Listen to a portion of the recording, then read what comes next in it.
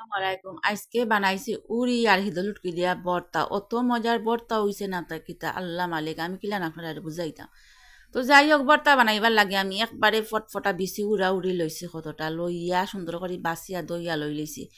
এখন চকচকা একটা তাওয়া বুয়াই দিলাম গ্যাসর উন্দালো, বুয়াইয়া দিলা ইলাম তুরা মিঠা তেল মানে বুঝছনি সরিষার তেল দিয়া আমি উড়ি অগুন দিমু, আর লগে দিমু একটা আস্তা বড় রসুন দে কুয়া কুয়া করিয়া লইছি, আর একটা পেঁয়াজ যে কাটিয়া লইছি, আর দিলাই মু হিদল হুটকিরে দইয়া চকচকা করিয়া লইছি। ও হুটকি অগুন আর দিমু কয়েকটা কাঁচামরিচ দিয়া আমি একটা ডাকনা দি ডাকিয়া চুলার আগুনটারে একটু মিডিয়ামও করিয়া কত সময় বাজিয়া নিমু উড়ি অগুন তরে। এরপরে আমি আবার ডাকনাটা উঠাইয়া একটু লাড়িয়া দিমু যাতে মুড়ন না বয়।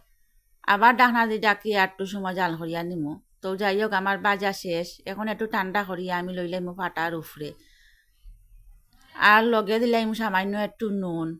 আর আমার ফুতাইটা দেখিয়া কেউ আসেন না যেন, কমেন্ট করেন না যেন আমার বড় যে ফুতাইল আসলে এগুলো নষ্ট হয়ে গেছে। এখন লইছি ডিজিটাল একটা ছোটো ফুতাইল।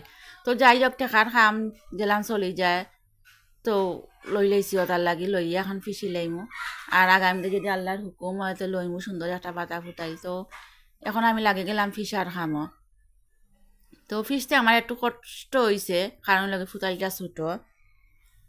তো জালটা আপনার পছন্দ অনুযায়ী দিবা, যে বেশি জাল খাইন বেশি দিবা, আর যে কম খাইনে তো কম জাল দিবা। তো আমার ফিসা শেষ, আর হুটকি খাটা গুণ যাতে মিহি হয় ওরকম করিয়া ফিসিছি। উড়ি একটু চাবা চাবা থাকলেও কোনো অসুবিধা নাই।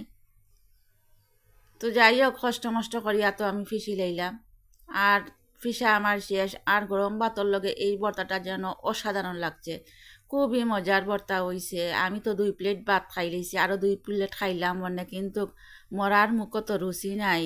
রুচি থাকলে আরও 2 প্লেট খাইলাম মানে। আসসালামু আলাইকুম।